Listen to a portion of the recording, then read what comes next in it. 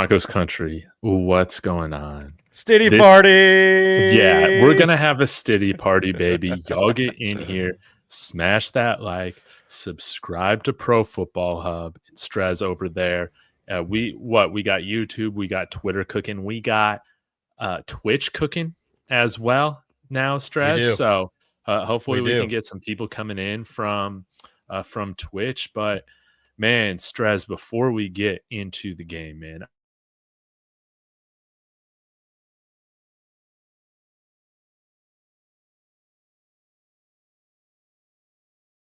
overtime victory, man. I mean, without stating the obvious, Bo Nix had a fantastic football game. Yeah. And I am fully confident after having watched him go toe-to-toe with the reigning MVP in the clutch, in the playoff, that he will be fine. He is our guy. He is the franchise. And it doesn't matter what Jarrett Stidham does this weekend and or in 2 weekends from now. None of that matters because it's Bo Nix's team, and your backup will be coming in to do whatever they have to do. But all that aside, I mean, the defense was not the usual version of the defense. Yeah. Like, typically they bend but don't break. They gave up 30 points. And typically they don't take the ball away. They had 5 takeaways. I'm like, what am I watching? Like, it was, going into games like that, I'm thinking to myself, like, if this is a track meet, I don't know if our offense is going to be capable of keeping up. Granted, I think our offense has been fine all year. They were averaging like 350 yards of total offense, like something like 23 points a game, 22 points a game. Like, they were playing good football this season, but I was like, if we get into a track meet with Josh Allen and James Cook, this is not going to be good. But the defense stepped up and took the ball away at a really high rate, so got to give them props for that. Yeah, man. And it wasn't just like our star players making plays too, It was guys that you need to step up in order to put your team over the hump in a game like that. Jaquan, Devin Jaquan, PJ Locke had that sweet interception deep in right after we threw an interception. So it was like the perfectly timed interception. Yeah. No, you're absolutely right. And I agree with you, man. There's no quarterback controversy at all. If anything, man, this one's for Bo. This run left is for Bo. And it's got to be Jarrett Stidham has the opportunity to change his entire life. Because I think, man, if he balls out, he's going to get the opportunity, if he wants, to get traded to go start for another team somewhere. That's how I feel about it. He'll have the choice of where he wants to go.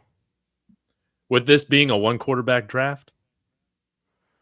I mean, and even that 1 quarterback is, I don't know. He looked awesome in the national championship game. I'm going to give that to Fernando. That touchdown run was iconic. That was iconic. And I was actually making jokes on the Water Boys a couple weeks ago. I'm like, what if Mendoza has his Heisman moment after winning the trophy? And it was just one of those like confirmation Heisman moments. Mendoza absolutely did it. But yeah, no, you're totally right. I think there's, several teams that are quarterback needy, and Jarrett Stidham right now, even before he even plays on Sunday, Jarrett Stidham could be a starter for 4 teams right now. So, hey, this would be fun to just consider. If we go and win this Super Bowl, right? What's keeping the Houston Texans from saying, man, let's just bring this guy in? Forget CJ Stroud. That would be interesting. Yeah, but I don't know. What do you think? What do you think a trade package would be? Man, okay, if he wins a Super Bowl and is like one of the primary reasons, yeah, like 240 a game, 2 touchdowns, no interceptions, or maybe just 1. I think you can get a second round pick.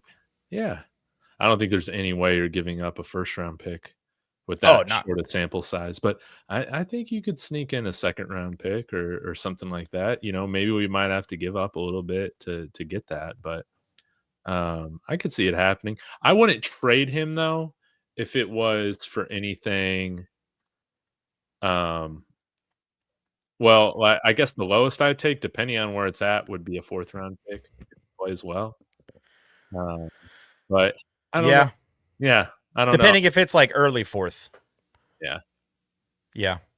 No, I mean, it's interesting. And obviously, you know, like we're counting our eggs before they hatch. Like, you know, I think if you put a little bit of truth serum in the majority of Broncos country,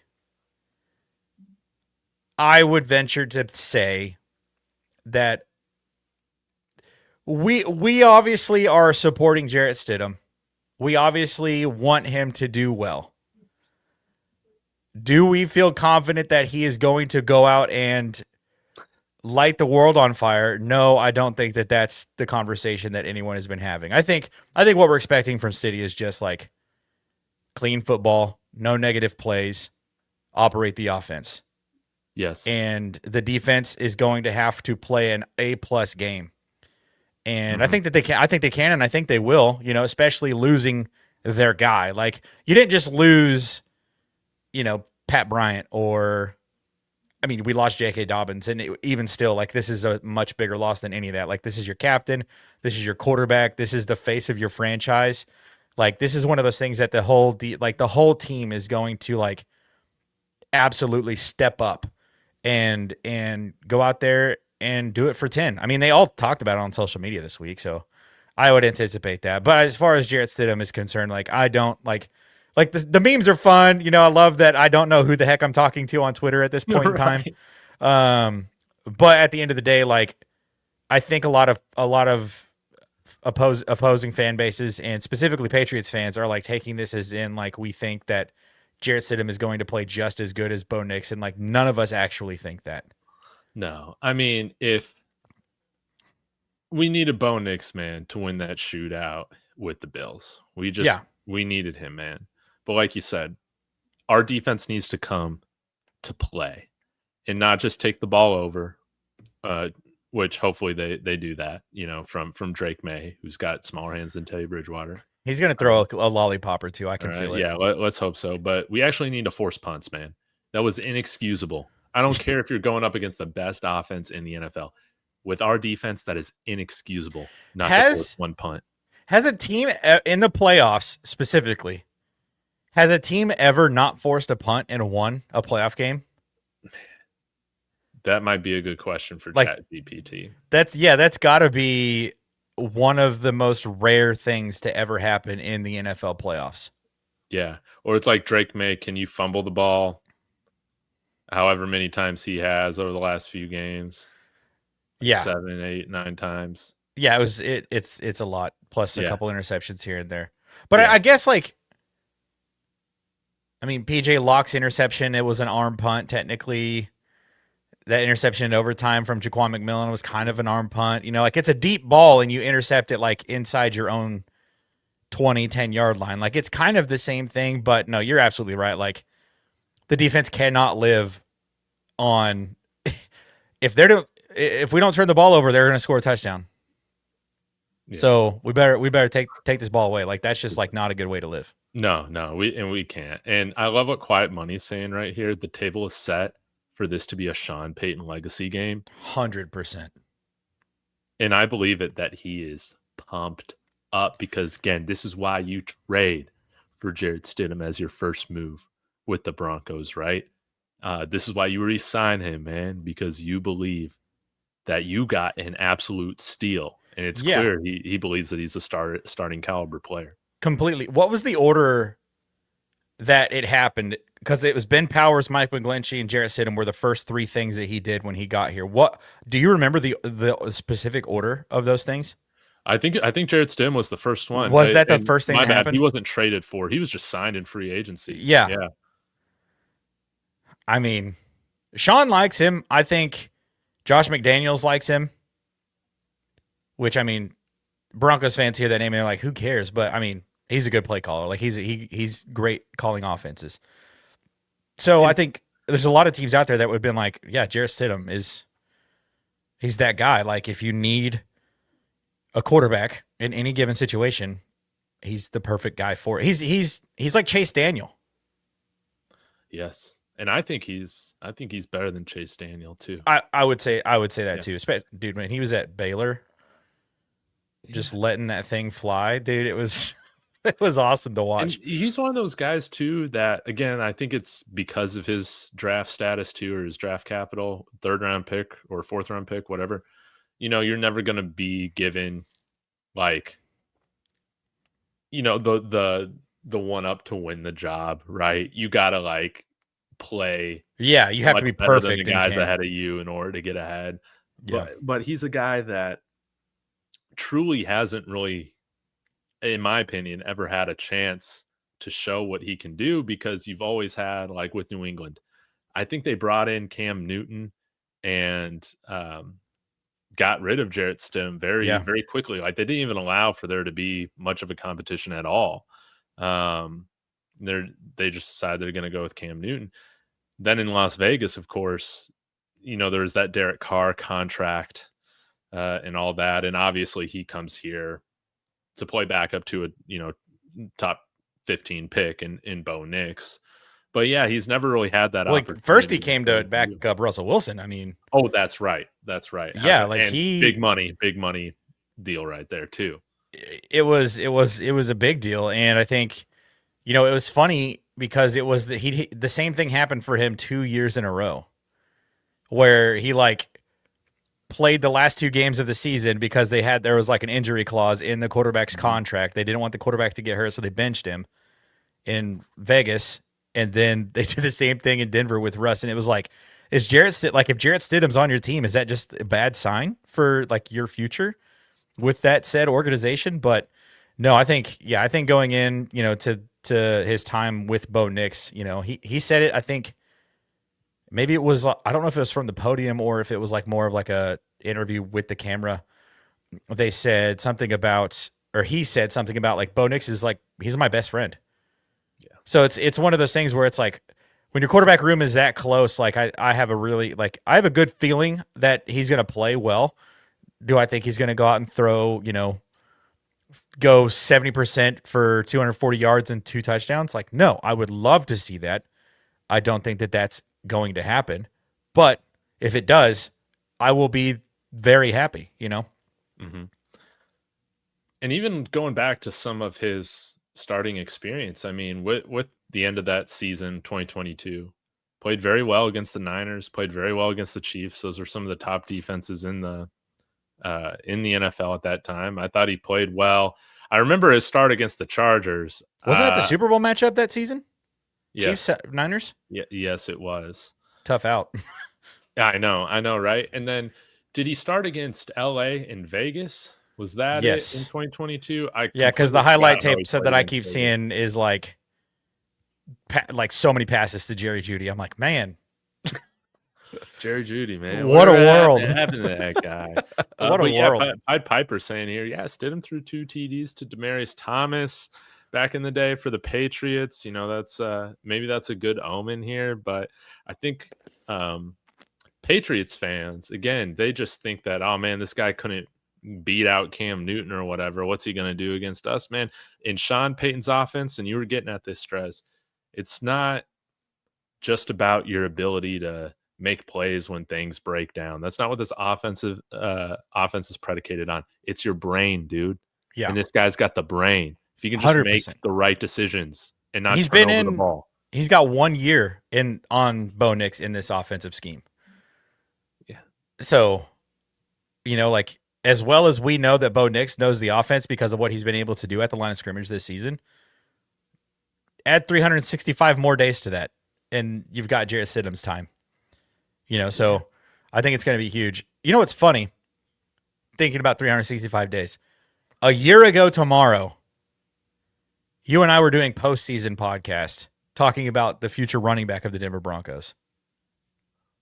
January 23rd, 2025, we were doing a postseason podcast talking about the future running back for the Denver Broncos. And today we are sitting here talking about the Broncos game this Sunday in the AFC Championship at home. Yes. Did we bring up J.K. Dobbins in that video? Or is it just rookies? We just talked about rookies. RJ Harvey's name didn't come up. We talked about Travion Henderson. We talked about Caleb Johnson. We talked about Quinshawn Judkins. We talked about Omarion Hampton. Bayshaw Tutin came up. Like, there was a bunch of names that were not even remotely close to being the pick that the Broncos made. Man, I love that. Yeah. Life comes at you fast. And, oh, yes. Melman Connect saying, fun fact, the best Stiddy video is Broncos versus Cardinals, and that was against the Ones. Yes, it was. And apparently he also tore up the Packers and the 49ers in the scrimmages during those two joint practices, those 2 weeks. I was actually watching some of that game film from the Arizona game. You remember that play where Lucas Kroll was like so wide open in the side of the end zone? I hope Sean calls that again. Dude, not with Kroll, but someone. Dude, I'm thinking Kroll might get activated for this one. I feel this is going to be a big tight end game. Yeah, I think it could. I threw Pat Bryant in my thumbnail for this one. Saw that. Because, dude, Pat Bryant looked like he was on his way to a legacy game as 3 straight targets to open the game. Dude, and he was cooking. 2 of them were first downs, weren't they? Yes. Unreal. The 66% of his targets and catches were first downs. So wear that Guardian cap. Wear the extremely large Ladd McConkey helmet moving forward, the bobblehead helmet.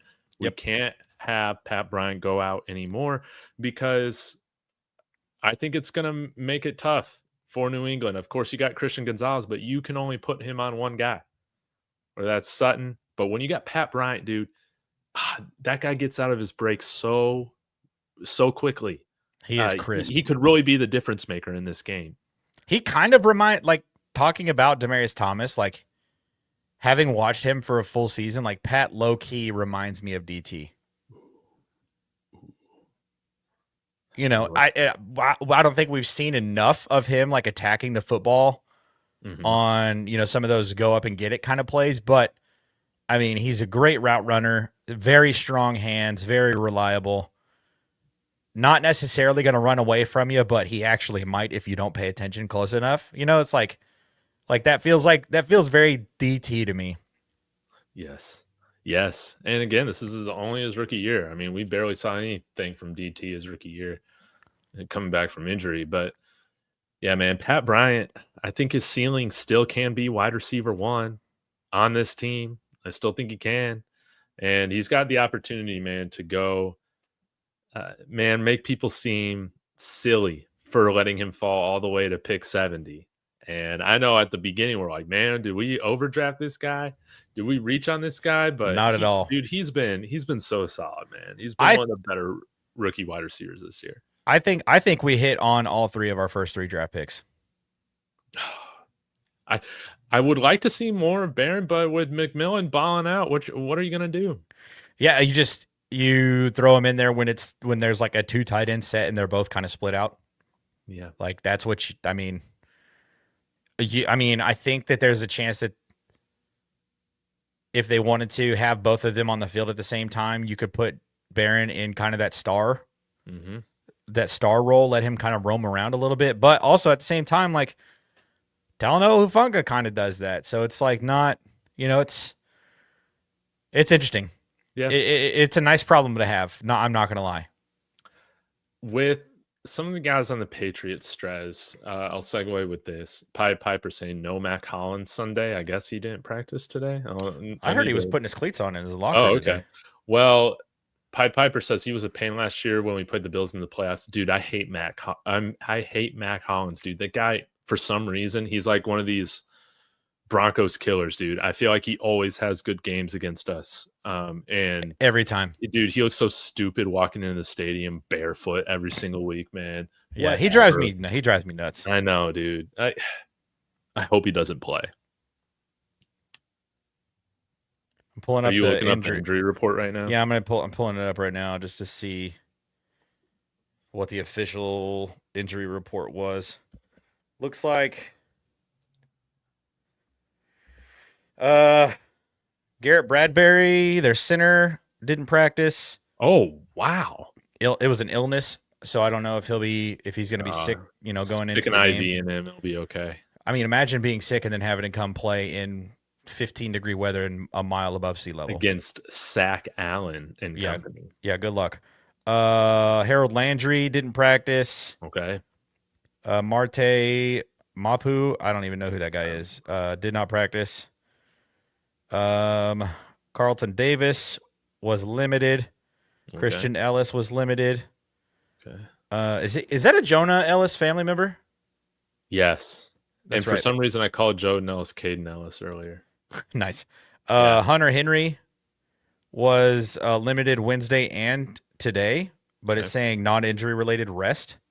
Okay. So Mac Hollins was limited today. Morgan Moses limited yesterday and today. No, not injury related rest. Hunter Henry's another one of those guys that I feel like always plays well against us. He does. He does. And then Travion Henderson dealing with a shoulder. He was a full participant. Okay. Joshua Farmer, full participant. Terrell Jennings, past concussion protocol. He was full participant. And then Robert Spillane, hand injury, full participant. Robert Spillane, there. Alex Singleton. Yep. Yes. So Mac Hollins was limited, which, I mean, limited can be one snap or 40 out of 42 snaps at practice, basically. Like that's the hard. I hate how they do it. I think the NHL is a little bit more vague in their injury stuff. It's like someone got their throat sliced open by a skate and they're like, it was an upper body injury. We're like, he bled out on the ice. What are you talking about? Yeah. But the NFL is kind of like limited in practice. It was like, okay, he took pretty much every snap except for one. So it's hard to tell there, but I think we'll find out more.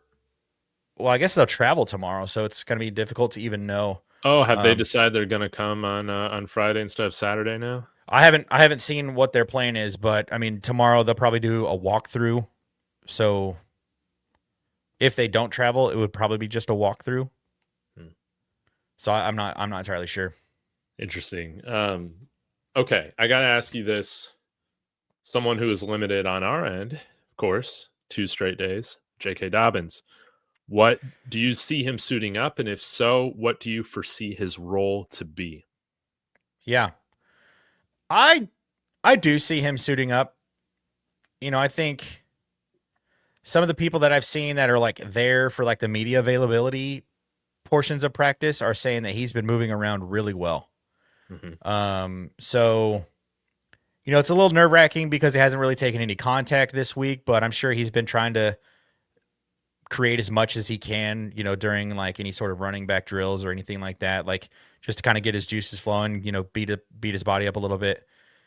But I would think that he'll suit up. I don't see him being a scratch. And then, I think RJ Harvey will probably still get the bulk of the snaps, but I do think that JK will probably have. I mean, we can't have only 10 carries from our running back room this week. Like that can't be the case.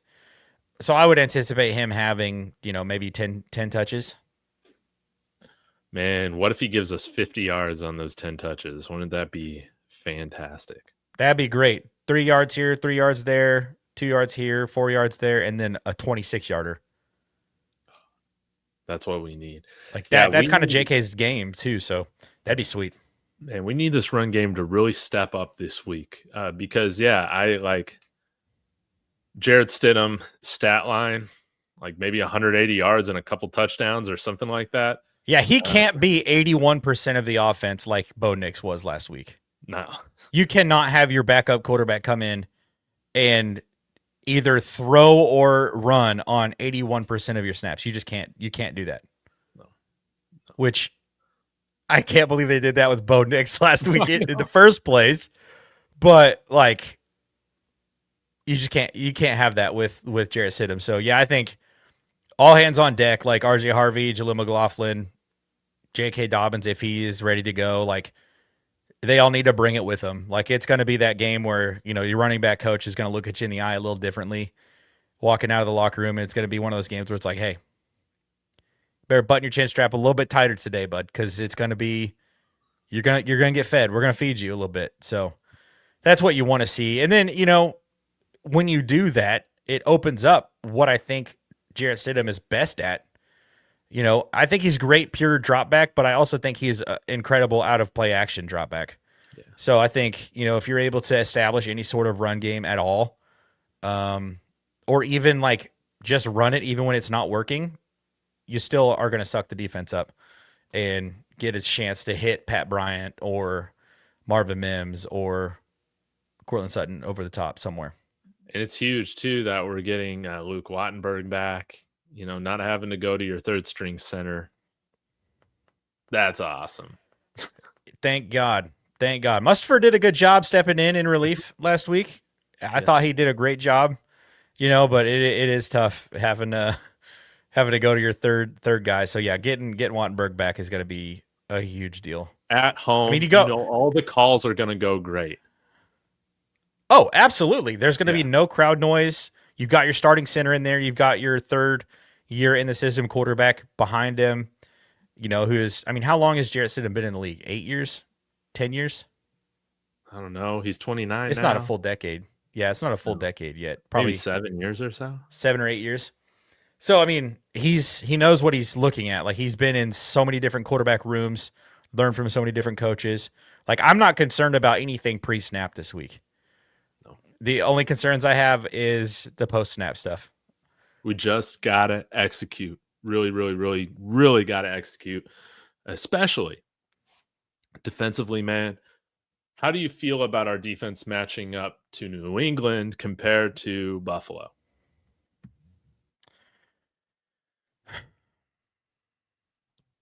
They don't have James Cook. No. And James Cook was the best running back in the NFL this year. Yeah. And I think not having to worry about him is going to take some pressure off of your offense and some pressure off of your defense. But like what they've been doing at running back this season has been awesome. Like Ramondre has come in and has like played probably his best football in years this season. And then Travion Henderson is a home run hitter. Like he was my favorite running back in the draft, obviously. Go Buckeyes. Yeah.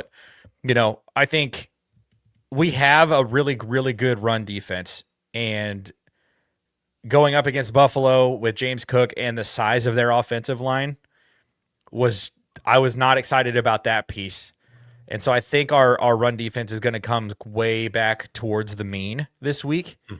Which is going to be huge because you're going to then at that point, like you're going to put it in the rookie's or not the rookie's hands. I guess it's his second year. You're going to put it in the second year quarterback's hands in the third loudest stadium in the league. In a building that they have never won a game in the playoffs in. Broncos are 4-0 against the Patriots in the playoffs Patriots at home. Seem like they don't care about that at all. Just because we got our backup quarterback. Like it's always been. Brock Osweiler did it. Dude, like, am I crazy? Dude, Sam Darnold is one game away from going to the Super Bowl. And a lot of that has to do with him just playing at Seattle, man. Yeah, 100%. And, you lean on your run game, you lean on your defense, and you don't take negative plays. And I think when you do all those things and you are able to slow down their run game and you make the young quarterback go out and beat you against a team that leads the league in sacks, against the team that leads the league in pressures, against the team that leads the league in quarterback hits, against the team that leads the league in quarterback hits from the defensive tackles. Oh, by the way, the reigning defensive player of the year is also on our defense. We currently have our defensive player of the year finalist on our defense in the pass rush. Thank you. Dre Greenlaw's in town now. Talanoa Hufunga's in town now. Like, I think if we can shut down their run game, we can get our run game going. The Denver Broncos can win this football game. Yes. Will Campbell has given up 10 pressures over the first 2 playoff games. Now he's got to go. I think it's something like 30% of it, passing snaps. Dude, that's insane. Yeah. Because they didn't pass it much last game. I mean, they They really threw like didn't have to. They threw like 22 passes, I think. Yeah. He's giving up pressures like crazy, and we got 4 guys, man, that can really get after it. So, I did want to get to this really quick. No excuses, boss. Saying, why is Bo Nix not on IR? Does that mean something more? Strez, I've talked a lot about this. Where do you fall on this item? It doesn't mean anything. I mean, why put the guy on the IR? He had surgery in Alabama on Tuesday. Like, he's not going to play on Sunday. You know, he's not going to come trotting out of the tunnel in the second half. Like, it means nothing. He won't be ready for the Super Bowl either. You don't think so? I don't think he will. I played on a broken ankle in college. Didn't know it was broken until the end of the season when I went home and got X-rays and saw how it healed. They're like, yeah, this was broken. It's painful. And if he did something bad enough to have surgery, and especially the way that Bo Nix plays football, like, no. Also, why would you want to rush him back? Well, if that plate makes his ankle indestructible and it's just a little sore. My whole thing, too, is even if Bo Nix doesn't play for the Super Bowl and the Broncos advance, you leave him off of IR, and Sean Payton, you call your media buddies, and you start to speculate about a Bo Nix legacy game return, just like T.O. did. Granted, he had a few more weeks, I think, but playing on that broken ankle and have the NFC opponent have to game plan for 2 different quarterbacks. Dude, what if, and hear me out, this is just, I'm dreaming here. We win this game. We go and play in the Super Bowl against the Seahawks. Let's just say that's who I think is going to win the NFC Championship anyways. And the Denver Broncos take the lead late in the fourth quarter. They're able to run the clock out. But Bo Nix is not on the IR, and he dresses out for this game. And he comes in to take the game-sealing kneel down. Super Bowl Confetti MVP. starts to fall.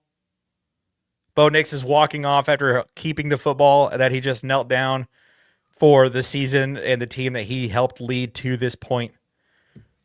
It's not happening, but that's a cool dream. Dude, I mean, it's fun to talk about, man. That's why we're fans. Now it would be a cool story, you know, but I just don't see that happening. Now the sports doctor, I'm forgetting his name, Dave something on KOA. He did say there's an outside chance he could come back with how simple the surgery was. No. Stress. I have zero hope or belief in that. Nothing at all. Zero hope or belief in that. We could dream, like, it would be so cool, but I don't think that that's in the cards at all. Well, I did put $5 down on him to become Super Bowl MVP just because of that rumor. Hey, if it pays out, $465. There you go. Ridiculous odds for a ridiculous comeback. That's what it would be. I envision Bo Nix being on the sideline on a scooter with his foot in a boot in the warmest, sweetest looking Broncos sideline gear. Yeah. But here's the standing off to the side, just watching the game, listening to the play calls, and helping look at coverages on the iPad with Jarrett Stidham during the defensive drives. That's what's going to happen. Now, this is a great point, too, by Piper, saying you can't hang out on the sidelines if he's on IR. So, yeah, you're just not going to dress him. No, you want him on the field because he is your quarterback. He is your team captain. Like, you need him there on the sideline. He's not going to be in a box. Like, Izzy is going to be in a box. Like, that's... Dude, if she's gonna go and box, he's not Bo Nix, man. Like, no, that's not what Bo Nix. He's never. I don't think that has ever been who Bo has been. So yeah, he's gonna be on the field. I think he's gonna be on a scooter, with his foot in a boot, and he's gonna be, wearing the warmest, nicest looking sideline gear. And will he have any input on the play calls? Probably not. Sean is pretty close to the vest there, but I mean, Bo will be able to say, hey, I saw something that last drive. Let's think about this. Let's think about that kind of stuff. It's going to be great to have your starting quarterback on the sideline with your backup to like be like, hey, like here's this, and this. Think about this, and you've played so many games behind that offensive line, you kind of understand like, hey, Mike McGlinchey really likes to run his pass rusher way up the field around you. Make sure that if you step up in the B gap to the right, and those kinds of helpful tips. But no, yeah, totally. And two, I mean, when you look back 10 years ago, Super Bowl 50, we didn't need above average quarterback play to get this thing done. You needed the defense to play above average, and you needed a good decision maker at the quarterback position. Yeah. And we got those two CJ Anderson. Yes. And home field. We got those home field three was also ingredients. helpful. Yeah. Yeah. So, I think probably the biggest X factors right now, I think with the defense, I want to hear what you have to say about this, Strez. Dre Greenlaw, I want him playing more snaps than what we saw last week. And then I think probably the biggest factor on the offense, of course, outside of Jarrett Stidham, J.K. Dobbins. What does his utilization look like? What say you? Yeah. I fully anticipate Dre Greenlaw having more snaps. I think last week he was on a bit of a snap count. First of all, just coming his first week back from injury, you're like, you know what? If we win this game, we're really going to need him in the AFC Championship game because he's played in conference championship games so often. Like this is, like it's that soundbite from where Talanoa Hufanga was mic'd up after the game-winning field goal goes in. He hugs the safeties coach. His name escapes me at the moment. He's like, this is why I came here. Yes. He's like, this is why I came here. This is why I came here. This is what I'm here for. It's Dre Greenlaw. It's the same way. It's the same thing. Same thing with Ben Powers. Same thing with Mike McGlinchey. Like the two of them have played in huge playoff games, up until, this point, so like we've got the playoff experience now, everybody on the team has a playoff win under their belt. This going into last week, pretty much the whole team had a playoff game under their belt, but now everyone on the team has a playoff win under their belt. You've got home field. I think, it's going to be huge. Dre Greenlaw is going to get a lot more snaps. And then on the other side, J.K. Dobbins. Yeah. Like I said, I think 20 snaps, maybe 17, 16 snaps, and potentially 10 touches. I could probably see like 6 to 10 touches. He'll probably land around 8. I'll take whatever we can get from JK, man. Yeah, but I think when he's in the game, like it makes the defense think something, they're going to have to think about something else because he's so good between the tackles. Yeah. Dude, guys, we're getting back our offensive MVP for the first 10 weeks. He played 10 weeks. It's huge. He played only 10 weeks and is still our leading rusher. Like he's done it everywhere he's been. So, I mean, he was 230 yards away from 1,000-yard season in 10 games? Yeah. He's special. He's spectacular.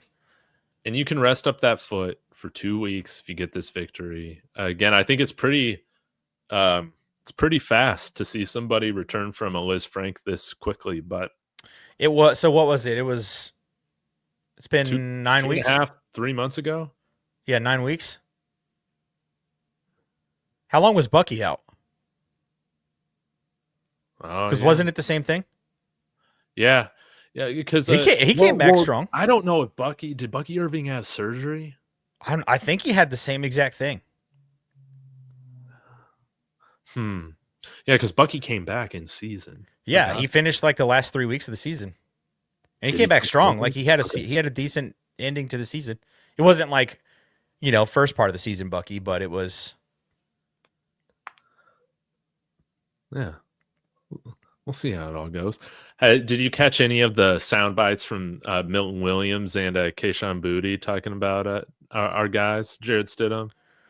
A little bit. I don't care about Boston sports, so I'm just like, anytime I see anything, I'm like, why is that here? Dude, they're throwing shade at Jarrett Stidham, saying, obviously they didn't like him better than Bo. Yeah. Okay. Oh, yeah, they didn't like him better than our 12th overall pick from the first round that everyone knew was going to be our starting quarterback day one. Big surprise. We're all shocked. Every single person is shocked that hears that. Like, wow, it's It's so silly. This is a great stat. Patriots defense has allowed 1 TD in the last 25 playoff possessions. Not impressed. Dude. Did you see the two offenses that they've played against? Inept. The corpse of Justin Herbert and whatever the hell it was that the Texans were trying to put on the field. Dude, you win that game with Davis Mills. I'm still convinced. You win that game with Jarrett Stidham. Yes. Jarrett Stidham's not turned the ball over 5 times. No, Jarrett Stidham is going to play the quarterback position better than CJ Stroud played it last week. And maybe all season. Potentially. He had some games. Yeah. Yeah, wouldn't that just be crazy if he goes for like 4 touchdowns in this game, man? Just completely shocks us. Dude, you saying the thing about him going to Houston is just so funny because I literally commented on a TikTok of somebody talking about this, and I was like, that's literally the Brock Osweiler path. Right. Like, he just goes there for $45 million and then doesn't do anything. Like, that's exactly what Brock did. Yeah, I was just so shocked that, again, DeMeco Ryans being a defensive head coach, the identity of your team is, having the best defense in the entire NFL. Dude, who cares about a quarterback's feelings when you're playing that way, man? I would have pulled him at halftime. And he did a disservice to that defense. Oh, agreed. I think to do that. It's happened a lot this season, and I don't think the whole blame is on CJ. I think Houston's offensive line is not good. There are moments where CJ is like getting touched as he's in his second step of his 5-step drop. Like, it's bad in that O-line. That ain't how it is in Denver. Like, that's not the O-line that the Broncos have. Same thing happened with the Chargers. Their offensive line is makeshift from what they started the season with. Mm-hmm. Like, those two offensive lines are nowhere near the level of the offensive line play that you're going to get out of the Denver Broncos this weekend. Yeah. And the comrade saying, I want Steve to absolutely annihilate this overrated Pats defense. Again, they've gone against quarterbacks that have just turned the ball over, man. Now, if Jarrett Stidham has 4 picks in this game, whatever, like, hats off to him, right? That would be out of character for Jarrett Stidham. Out of character for Jarrett Stidham, man. Like, yeah, I think the Patriots, man, they have a good defense. Like, I don't think anybody's saying that the Patriots don't have a good defense. What I'm saying is that the offense that they're playing against this week is not the two offenses that they've played the last 2 weeks at home. They're going to perform like a real offense. Yeah. Like, the 2 games that they played were both in New England. This one is not. The 2 games they played were against offensive lines that were not good. This one is not. And this is all without even saying, like, there are 23 players other than the quarterback that will be on the field for 50-plus snaps. If all 23 of those players, of which there are like 7 All-Pros, if they all play an A game, the Denver Broncos absolutely have a chance in this football game. Mm-hmm. Like, I think that it just goes without saying. New England's 8-0 on the road, so there's that. Yeah, the Denver Broncos have won 15 of their last 16 home games. The Patriots have never won in Mile High. It's never happened in the postseason. So, like, we can throw those streaks out the window because none of that matters when we're in this position, because the same can be said on both sides of this argument. I think what's going to factor into this football game is going to be the Denver Broncos defense versus the Patriots offense. Yes. And I think the Broncos defense is a better unit than the Patriots offense is. Yes. I'm not going to say by a lot, but I'm going to say that if you had to pick two of these things to go, either of these 2 units in a who's a better unit, it would be the Denver Broncos defense. Maybe by 2 spots. Like, if you're ranking every team, like all 32 teams, offenses and defenses, so you've got 64 units to choose from. I think the Denver Broncos are a few spots ahead. The Denver Broncos defense are a few spots ahead of the Patriots offense. And I don't think that's a crazy thing to say. I don't think it is either, man. The mailmen connect. Again, another fun fact, Vegas is slowly believing the Broncos can win this game. They opened up as a 5.5-point dog, and now it's dropped to 4.5. Yeah. All right. Yeah, I saw they opened up at 4.5, and then it went to 5.5 immediately, and now it's back down to 4.5. That really all that just means is that money is going in one direction. Yeah. But here's the thing, man. The one victory I'll really give New England credit for is when they went into Buffalo and beat the Bills. Huge That was win. awesome. Yeah, that was awesome. And I think beating the Texans is also a good win. Like you made their offense look silly. Like we're not saying like it's a bad thing that you played against bad offensive lines, bad offenses. Like you played the way you should. You got a bunch of sacks. You got a bunch of takeaways.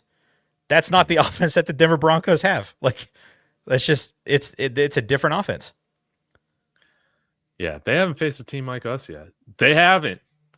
Haven't.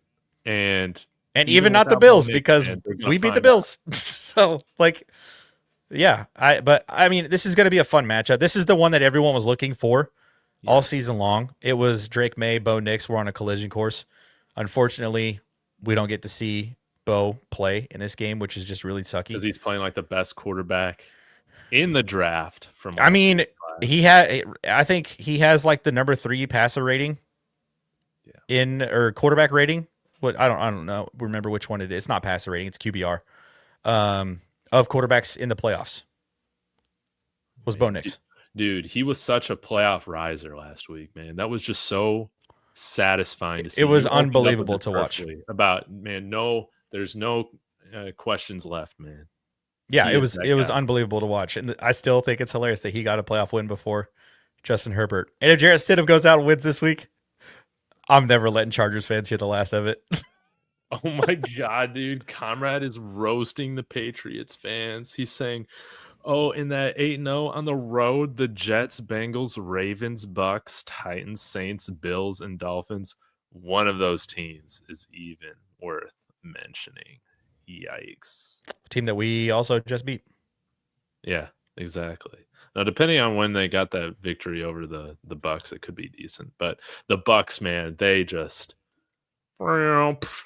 Yeah, they were probably the most shocking fall off this season. Yeah. It was the Ravens. I wasn't surprised when the Ravens fell off when Lamar got hurt. No. But the Bucks, their fall off was just astronomical. Oh yeah. I'm trying to think if there's anything else that I've wanted to talk about. Oh, dude, Marvin Mims. Oh yeah. Can we make this guy a priority in the game planning? Because he is such plays. Big game baller, dude. That's just what Marv does. I'm thinking about the Monday night game against the Bengals last season. Like when we needed scores, what happened? Marvin Mims. Dude, that clutch catch over the shoulder.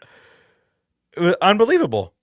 And I think that play where he caught it right at the front of the end zone, first of all, dot from Bo Nix. Just another perfect pass for a touchdown. Should have had 4. Little Jordan Humphrey will forever be on my list because of that. But that was a dot from Bo and the catch from Marv to get his feet in and then get freaking like almost a spinal tapped from that handle on that camera equipment was just... No, I was like, what did he hit?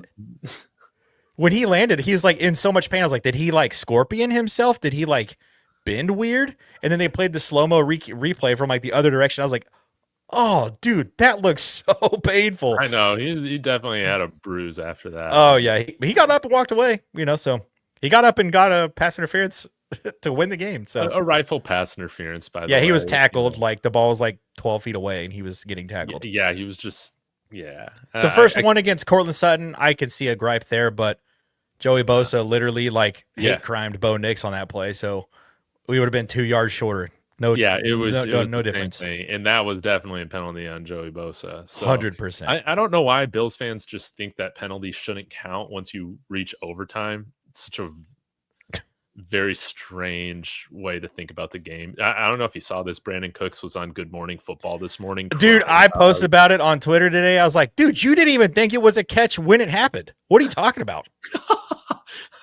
Like you rolled over and thought it was an incomplete pass. You like didn't even realize that Jaquan had caught the ball. I was like, there's no way that you actually believe the words you're saying. I know, dude. I don't know. Did you see that press conference? Oh, dude. Yes. Oh my What a God. mess. What a mess. What a mess. They need to put a muzzle on that dude. Dude. Is that their owner or their Yeah, it's their owner. It's dude? their owner. Muzzle that man. That was so bad.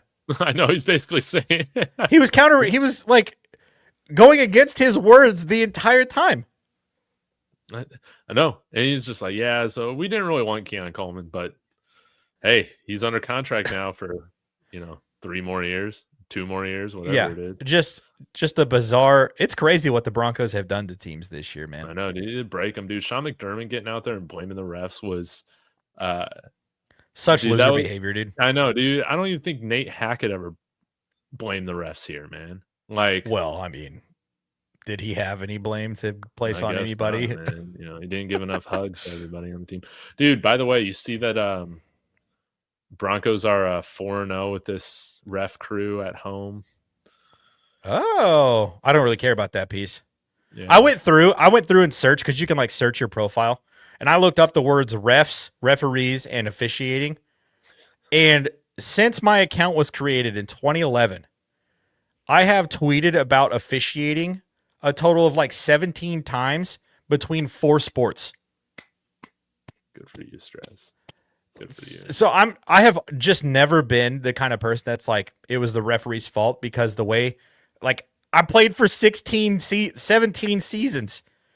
Like, if you are playing at a level in which the referees, a one call from the referee can determine the outcome of the game, you probably didn't deserve to win the football game in the first place.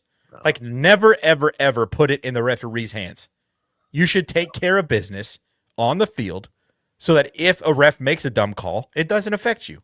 No. This is a good question here from BK.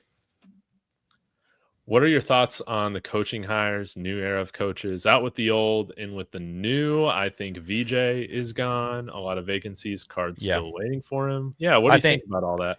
Yeah, I think Vance Joseph absolutely is going to end up at the Cardinals, which is such a funny like coaching career for him over the last like 8 years, to be the Broncos head coach, get fired, go be the defensive coordinator for the Cardinals, get rehired by Denver to be the defensive coordinator, and then eventually take a head coaching job at the Arizona Cardinals. Like, it's such a weird coaching path for him. But John Harbaugh in New York, like, whatever.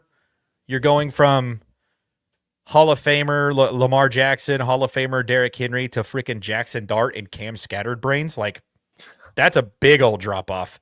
I feel bad for what that team is about to experience. Oh, man. I'm happy for Giants fans. I don't think they did. Brian Daboll's probably going to get the Bills job. Yeah. I really think they're bringing him back in. I don't know what's going to happen. Mike McDaniel feels like he went to LA as the Chargers OC. Oh, did he? Yep. Did that happen today? Happened yesterday, I think. And then Mike Minter. I saw Jesse Minter got that job at Minter, yeah.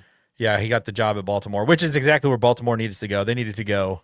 No, you're right. I do remember seeing the news about Mike McDaniel, because I saw Robbie from Let's Talk Broncos. He like made a joke, and then that news dropped. He's like, crap. I was like, yeah, that sucks. I think this is hilarious. Kevin Stefanski goes from one mess at the quarterback position to another mess in Atlanta with Kirk Cousins and Michael Penix. Man, I just watched some highlights of Michael Penix beating Penn State when he was in Indiana today. He's got it, man. Like, he just needs someone that's going to be able to coach him. But speaking of Atlanta, I would be okay with Raheem Morris coming in and being our defensive coordinator if VJ leaves. Be freaking awesome. Yeah. That's kind of where I'm leaning. Leonard is who I'd want. Yeah, Jim Leonard. I mean, if he doesn't get a DC job somewhere else and we can keep him in the building, would be awesome, just because he knows the guy. He knows the personnel. But I really like Raheem Morris, and I think what he would be able to do with the guys that we have that are pass rushers would be spectacular to watch. Sensational. I wonder where Sean McDermott's going to end up at. I don't know. I feel like this is one of the things that I get annoyed by every time that there's coaching carousels, that it happens in the NHL, it happens in the NFL. kind of happens in the NBA sometimes, but the MLB, it's a totally different ball game. Like, it's just everybody just switches seats. It's like, hey, they got fired for a reason. Like, maybe take a year off and go bring in someone new and aspiring that is like showing a lot of promise. Like, maybe try something else. So I don't know. Maybe Sean McDermott just needs some time. After the years, like the last 5 years in Buffalo specifically, like, it might be good for him to take a year off. Like, him specifically. Yeah, because when you're blaming the rest, dude, that's such a bad look. Like, It really is. It just shows that you don't want to take any accountability for your team and your quarterback's performance. Yes. Like, that was Josh Allen's worst game in 3 years. Just like boneheaded decision making, not taking care of the football. It was quintessential early season early career Josh Allen. And it's his fault too, because he should have just taken it to halftime, man. Should have just taken it to halftime.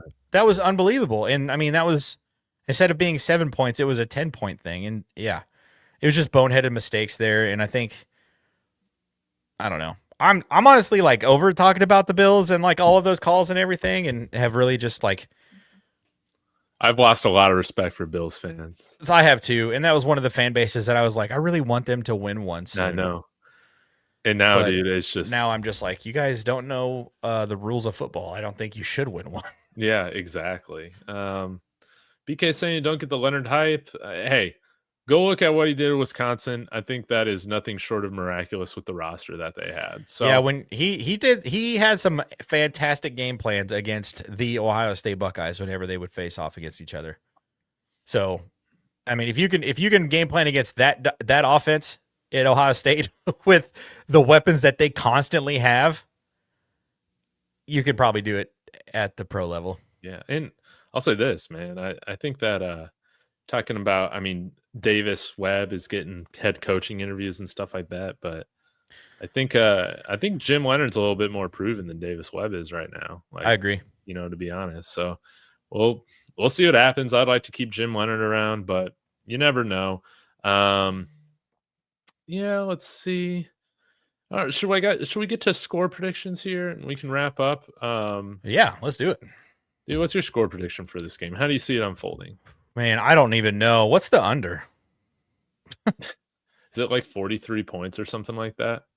I am like not even sure what the under is for this one. Let me pull up ESPN. That's the wrong app. I don't think it's very high. 42.5. That's actually higher than I thought it would be. Really? I thought it would be like a 39.5, 40.5 type thing. ESPN has, I don't know, New England at 59.1, whatever. Weird. Yeah, I've got. I think the Broncos can do it. I'm going to take the Broncos 23-21. Ooh, okay. 23-21. I'm going with 24-17, man. 24-17. And I think we get a special touchdown, whether that's on defense or special teams. This would be a great time for Marvin Mims to have his first return touchdown of the season. Yeah, well, they also have a fantastic punt return unit. So that's going to be an interesting matchup. I think I forget the guy's name that returns their punts for them, but he's like tied for first in the league on average per return, and Marvin Mims is third. So they're like right there with each other, which is just awesome. So we're going to have to cover our butts off on punt. Yeah, that's what we're going to have to do. Just don't punt. And if you do just punt, score just like Crawshaw, just crush it. And drive. Like, dude, I'd be fine with the touchback instead of. I think Super Chicken's trolling us because do you know Chris Harris was undrafted? It doesn't matter what your draft capital is. Once you hit the field, Philip Lindsay was undrafted. Dude, Jaquan is an elite slot corner. And he's just undersized. Yeah, I think he's played the best year of his career this year, too. Like, hats off to him. We're stacked at secondary, man. Yeah. You love it. Man, I'd love to see Mims bulk up and convert to right. No, man, we just need to throw him the ball more. That's He's how I so feel about it. fast. I don't want him to gain 20 pounds. No, I don't want him to take that punishment, man. Get him the ball downfield. You see what happens when you throw the ball downfield? Also that comment kind of rubs me the wrong way because it makes it seem like playing running back is easy. It's not. It's hard. It's a hard position. You get hit so much. You get hit the most often and the hardest on the field. And you also have to understand fronts, protections. You have to know exactly which linebacker you've got to pick up. And then also you have to carry the ball. Dude, I don't want Marv the actual pass job protect. of the running back. I don't want Marv pass protect. Hell no. He's man. too much of a weapon to not use in the passing game. I do like it when they line him up like in the pistol. Yoked. He was yoked. He was a physical specimen, Cordero Patterson, man. Yeah, he was. He won me some fantasy games back in college. But yeah, I think 20, what I say 23-21. I'm not confident in that pick, but I feel like we can do it. 24-17. All right. Well, dude, I know BK. We never use him that much. We'll use him even less as a running back. Going, with Sean especially Payton, especially in the Sean Payton offense. I just think, final thought from me, like Broncos fans, like we should be enjoying this. Like, especially this game, we are playing with house money. Like we lost our quarterback. No one's expecting us to win this football game. We're playing with house money. Like, I think the Broncos fans, we need to really just like enjoy this. Like, don't get overworked up watching the game on TV like me. I would love to live stream and do like a watch along at some point, but I can't. I will get kicked off YouTube for what I would say during that watch along. But like, and just enjoy it. Like, yeah, we're in year 2 of this rebuild, and we're already in the AFC Championship game. We've won 15 games this season. Like, do we realize that? A lot of people don't know. Apparently, Grok doesn't know. Grok also is very algorithm trained and caters to who is asking the question. Grok is also a Nazi, but that's another Grazie. So yeah, I think Broncos fans need to just like enjoy this. Like sit back, watch the football game. It's the Broncos are playing in the AFC Championship. It's at home. Like we won 15 games this season. We have won 25 games in the last 2 years. Like you've watched the Broncos win 25 football games in the last 2 years. Like we need to be enjoying this. Like we're ahead of schedule. Bo's going to be healthy and he's going to be in year 3 next season. Like whatever happens on Sunday happens. Just enjoy it. It's going to be awesome. Dude, these guys are going to play their most focused, complete game of the year. I believe it, man, because everybody has to do their job and lock in if you're going to win with the backup quarterback, man. Everybody has to play their best. And being at home, dude, everybody else is healthy. All the things are lining up. Yeah. And I think not only us to punch, but to counterpunch and KO. Yeah. The war of attrition, like the fact that we're winning that at this point is like, especially from the team that like had the most guys on IR 4 years ago. Like the fact that we like every single person on our active roster practiced today, except for the quarterback who just had surgery, is miraculous. I know. That's what happens when you don't have an electrical plant next to Dove Valley like the Niners do, right? Yeah, sure. Have you seen all that? Yeah, it's so stupid. But I get it. Niners fans have to figure something out. Like they've had so much go wrong for them over the last decade. Wait, Super Chicken, why are you trolling with J-Mac? Anyways, thank you for the kind words. We got the full cap next year. But let's capitalize on this moment, man. And yeah, we will feel spoiled rotten. But the only way to fully feel spoiled is coming off of a Super Bowl championship. That's what we need. So, yeah, all the Bo detractors are dead, dude. They got nothing to say. He shut them all up last week. Yeah. Well, Stress, thank you so much, man. Yeah. I'm glad we've been able to get back on and do these again on Thursdays. So this has been fantastic. We'll be talking next week and hopefully previewing the Super Bowl. That would be freaking awesome if the Broncos advance. And guys, I'm going to be live streaming.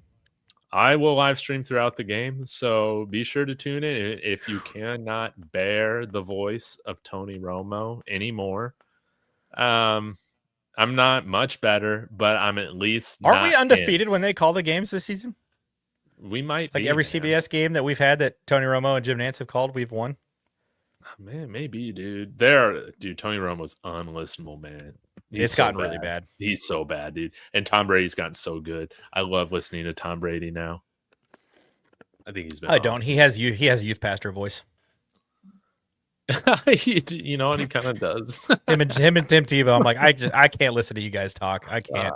Man, that's pretty funny. All right, Broncos country. Be sure to smash that like. Leave your score predictions below in the comments about what score the Broncos are going to win at. Patriots fans, get ready to rumble. Go Buffs. I mean, go Broncos.